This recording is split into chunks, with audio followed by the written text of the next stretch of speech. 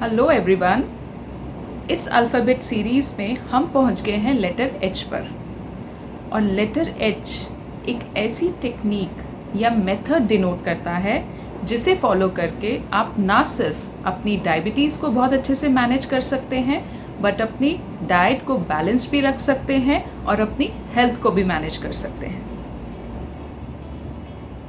Hello everyone, मैं हूँ Chhavi Kohli. I am a certified diabetes educator and a nutritionist and I am working as a Chief Diabetes Educator at Medanta the Medicity। अगर अभी तक आपने इस channel को subscribe नहीं किया है तो मेरी रिक्वेस्ट है कि आप इसे ज़रूर सब्सक्राइब करें और हाँ, बेल आइकन प्रेस करना ना भूलें। जिन लोगों को डायबिटीज़ होती है अक्सर वो बहुत ज़्यादा कंफ्यूज रहते हैं कि वो क्या खाएं और क्या ना खाएं। कुछ लोगों को लगता है गेहूं छोड़ देने से उनकी डायबिटीज़ कंट्रोल हो जाएगी, तो कुछ लोगों को लगता है कि चावल और आलू छोड़ देने से डायबिटीज़ कंट्रोल हो जाएगी। बट क्या ये सही मेथड है डायबिटीज़ को कंट्रोल करने का, या फिर इससे भी आसान कोई तरीका हो सकता है कि जिससे आप अपनी डायबिटीज़ भी मैनेज करें, अपने टेस्ट को भी इन्हांस करें और साथ ही साथ अपने खाने को भी इंजॉय कर सकें। आज इस वीडियो में मैं आपके साथ एक ऐसी ही टेक्निक शेयर करूंगी जो न सिर्फ साइंटिफिकली प्रूवन है बट इसे फॉलो करके आप अपनी डाइट को भी बैलेंस रख सकते हैं, different variety of food items को भी इंजॉय कर सकते हैं और अपनी हेल्थ को भी मेंटेन कर सकते हैं। इस टेक्निक को फॉलो करने के लिए आपको चाहिए एक प्लेट। अब इस टेक्निक में जो प्लेट साइज डिनोटेड होता है वो है 9 इंच प्लेट। आपकी प्लेट बहुत ज़्यादा बड़े साइज़ की भी नहीं होनी चाहिए और बहुत छोटे साइज़ की भी नहीं होनी चाहिए, क्योंकि हम मेन मील्स की बात कर रहे हैं, तो इसलिए जितने भी फूड ग्रुप्स हैं उनका डिस्ट्रीब्यूशन एक 9 इंच की प्लेट में किया गया है। इसलिए इस टेक्निक के लिए आपका plate size near to 9 inch होना चाहिए। अब नेक्स्ट टर्न आता है कि प्लेट में क्या क्या फिल करना है। तो इस प्लेट में आपको हाफ प्लेट को वेजिटेबल से फिल करना है। अब कौन सी वेजिटेबल्स को हम ऐड करें इस हाफ पोर्शन में, तो यहाँ पे स्पेसिफिकली आपको नॉन स्टार्ची वेजिटेबल्स को यूज़ करना है।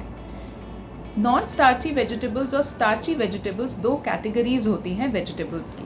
अगर हम स्टार्ची वेजिटेबल्स की बात करें तो इसमें अक्सर ऐसी वेजिटेबल्स आती हैं जिसमें स्टार्च कंटेंट हाई होता है, जैसे कि आलू, शकरकंदी, अरबी, यैम। इस तरह की सब्जियों को स्टार्ची वेजिटेबल कहा जाता है। अगर हम नॉन स्टार्ची वेजिटेबल्स की बात करें तो इसमें आती हैं अदर सीजनल कलरफुल वेजिटेबल्स। जितनी भी पत्तेदार और दूसरी सब्जियां अवेलेबल होती हैं अपार्ट फ्रॉम स्टार्ची वेजिटेबल्स, तो ये इंक्लूड होती हैं non starchy vegetables. Different vegetables को आप डिफरेंट फॉर्म में अपनी प्लेट में इंक्लूड कर सकते हैं। आप इनको सैलेड एंड कुक वेजिटेबल्स के फॉर्म में इंक्लूड कर सकते हैं, या फिर स्टीम वेजिटेबल्स या सॉटेड वेजिटेबल्स के फॉर्म में इंक्लूड कर सकते हैं। आपके घर में जो भी वैरायटी ऑफ वेजिटेबल्स हो, आप सारी सब्जियों को इसमें इंक्लूड करें। कोशिश करें कि ज़्यादा से ज़्यादा कलरफुल बनाएं अपनी प्लेट को और डिफरेंट वेजिटेबल्स को इंक्लूड करें। इससे ना सिर्फ सब्जियों को खाने का टेस्ट भी बढ़ेगा बट आपको उनसे डिफरेंट तरह के न्यूट्रिएंट्स और एंटीऑक्सीडेंट्स भी मिलेंगे। अब चलते हैं नेक्स्ट फूड ग्रुप पे। जब आप प्लेट का आधा हिस्सा नॉन स्टार्ची वेजिटेबल्स से फिल कर लें, उसके बाद आप अपने प्लेट का नेक्स्ट 1/4 हिस्सा फिल करें प्रोटीन से। अब प्रोटीन्स के सोर्सेज क्या हो सकते हैं जो आप इंक्लूड कर सकते हैं यहाँ पे? आप यहाँ पे egg, chicken, fish, sea food जैसे non vegetarian food items include कर सकते हैं, या फिर अगर आप वेजिटेरियन हैं तो आप यहाँ पे मिल्क, कर्ड, पनीर, टोफू और दालों को भी इंक्लूड कर सकते हैं। तो इस तरह से आपका नेक्स्ट 1/4 हिस्सा प्लेट का आप प्रोटीन रिच फूड आइटम से फिल कर सकते हैं। अब बारी आती है प्लेट का आखिरी 1/4 हिस्सा फिल करने की, जिसे आप अनाज या फिर ग्रेन से फिल कर सकते हैं। यहाँ आप वेराइटी ऑफ ग्रेन्स को यूज़ कर सकते हैं। आप दलिया यूज़ कर सकते हैं, होल व्हीट फ्लावर से बनी हुई चपाती ऐड कर सकते हैं, या फिर आप डिफरेंट वैराइटीज़ ऑफ मिलेट्स का भी इस्तेमाल कर सकते हैं, ओट्स ले सकते हैं, या फिर आप राइस को भी शामिल कर सकते हैं। बट एक बात का ध्यान रखें, जितना हो सके ज़्यादातर आप होल ग्रेन्स का ही इस्तेमाल करें। डिस्ट्रीब्यूशन से आपको एक चीज़ समझ में आई होगी कि हम प्लेट में डिफरेंट न्यूट्रिएंट्स को राइट प्रोपोर्शन में ऐड करने की कोशिश कर रहे हैं।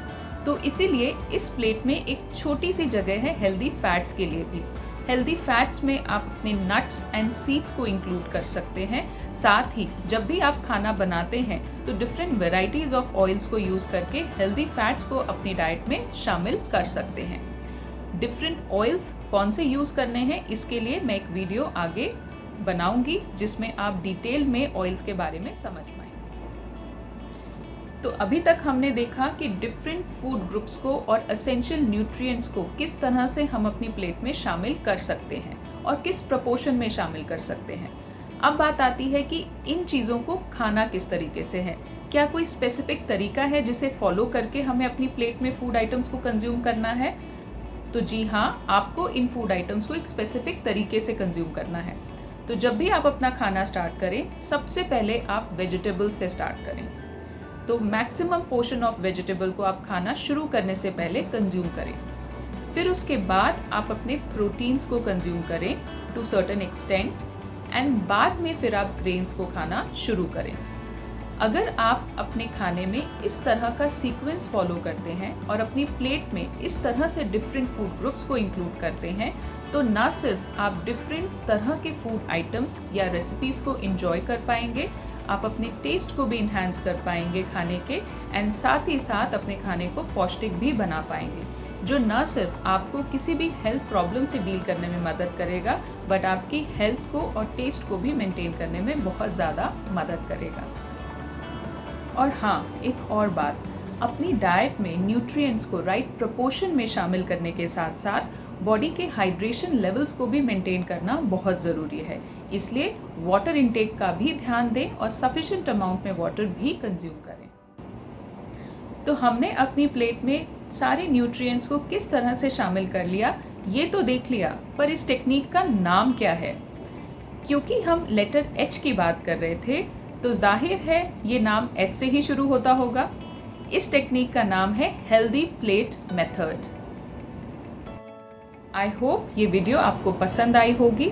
अगर ये वीडियो आपको पसंद आई हो तो आप इसे लाइक ज़रूर करें, अपने लव्ड वंस के साथ शेयर करें और इस चैनल को सब्सक्राइब करें और हाँ, बेल आइकन प्रेस करना ना भूलें। ऐसी ही इंफॉर्मेटिव वीडियोस के साथ मैं जल्द ही आपसे दोबारा मिलूंगी।